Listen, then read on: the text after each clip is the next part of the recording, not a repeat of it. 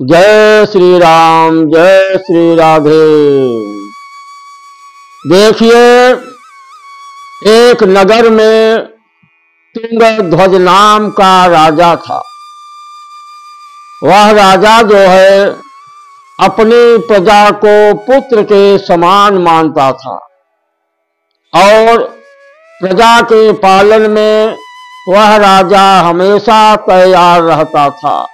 कोई भी प्रजा का कार्य आ जाए, अगर प्रजा उसके पास जाती है तो वह राजा उसका कार्य अवश्य ही करता है।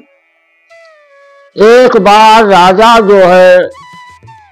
बार तुंगध्वज राजा शिकार खेलते खेलते घोर जंगल में अकेला पहुंचा। सारे सेना का संग जो था सब छूट गया। शिकार खेलने के बाद जब राजा घर को वापस लौटने लगा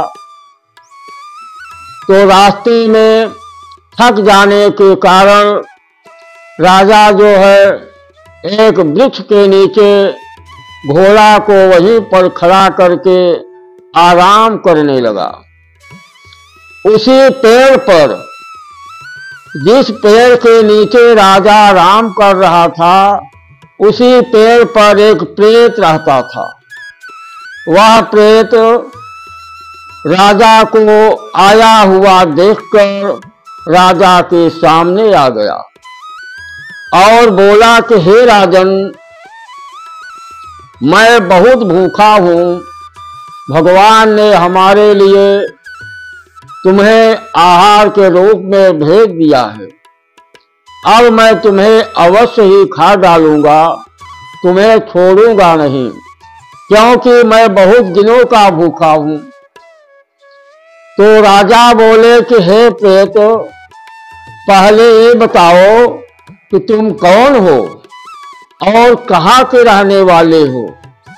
तुम्हारे कौन से ऐसे पाप से तुम्हें प्रेत योनि प्राप्त हुई है? पहले मुझे यह बतलाओ। वह प्रेत बोला कि हे राजन, हम गुजरात के रहने वाले हैं। हमने अगले जन्म में बहुत से सारे पाप किए थे। हमारे उस पाप कर्म के कारण जो है हमें प्रेत योनि प्राप्त हुई है और घूमते घूमते आकर इसी जंगल में पड़े हुए हैं। परंतु हे राजन, हम बहुत दिनों के भूखे हैं, तुम्हें अवश्य ही खा डालेंगे, तुम्हें छोड़ेंगे नहीं। तो राजा बोले कि हे प्रेत, अगर तुम हमें खा जाओगे, आज तुम्हारी जो भूख है मिट जाएगी और कल के लिए आहार फिर ढूंढना पड़ेगा। तो ऐसा करो कि हम तुम्हें ऐसा उपाय बतलाएंगे कि तुम्हारी जो है मुक्ति हो जाएगी, तुम्हें आहार की जरूरत ही नहीं पड़ेगी और तुम्हें हम पेट भर भोजन भी कराएंगे। तुम हमारे साथ में चलो। तो प्रेत बोला ठीक है। प्रेत ने विचार किया कि सब दिन का भोजन कराने की जिम्मेदारी राजा ले रहे हैं, हमको ढूंढने की आवश्यकता ही नहीं है भोजन के लिए। वह प्रेत राजा के साथ चल दिया।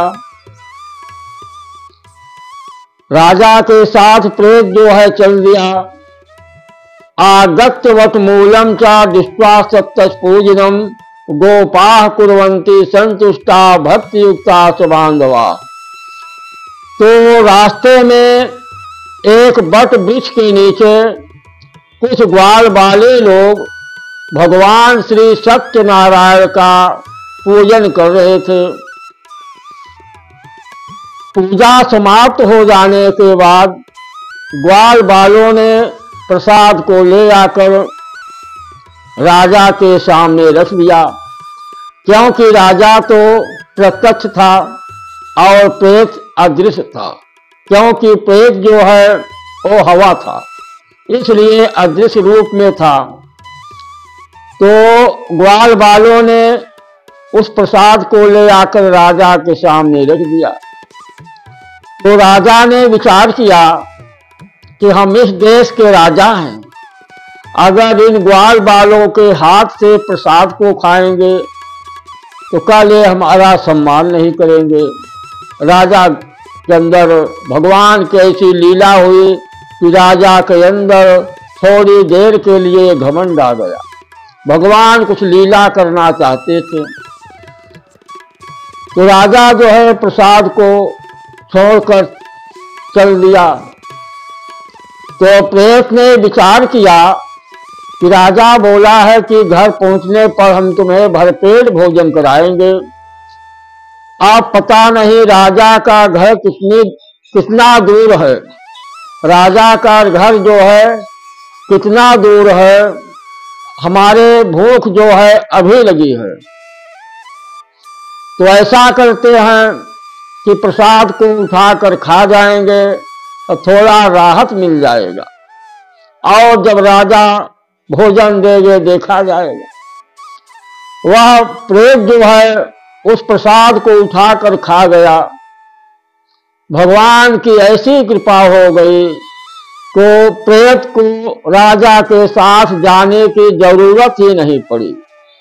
तुरंत ही आकाश से विमान आया, प्रेत जो है स्वर्गलोक को चला गया।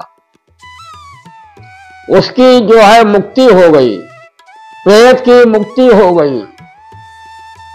और प्रसाद को त्यागने से राजा को क्या दुख हुआ कि राजा के पास 100 पुत्र थे, 100 पुत्र राजा के थे।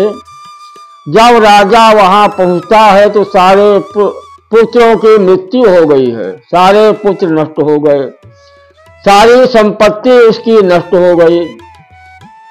तब राजा ने विचार किया यह क्या हुआ। राजा बहुत रोया गाया। तब उसके विचार में आया कि मैंने बहुत बड़ी गलती कर दी है। ग्वाल वाले लोग हमें भगवान का प्रसाद दे रहे थे और हमने उसे खाया नहीं, छोड़कर चला आया। राजा तुरंत ही ग्वाल बालों के पास गया।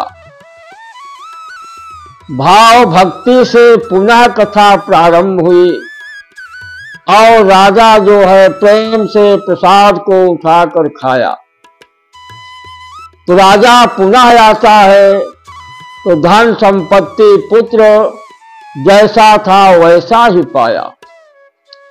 तो आप विचार करिए कि भगवान के नाम और प्रसाद में कितनी बड़ी शक्ति है, कितना बड़ा महत्व है कि प्रसाद को त्यागने से ही राजा को कितना बड़ा दुख भोगना पड़ा। राजा जो है अपना राज्य जब तक जिंदा था राज देखा, और अंतकाल में राजा वैकुंठ धाम को चला गया। इसलिए भगवान की सेवा और पूजन भाव भक्ति से आप करते रहेंगे तो आपके पास धन संपत्ति पुत्र ऐश्वर्य सब कुछ प्राप्त होगा और अंत काल में सत्यलोक की प्राप्ति होगी। जय श्री राम, जय श्री राधे।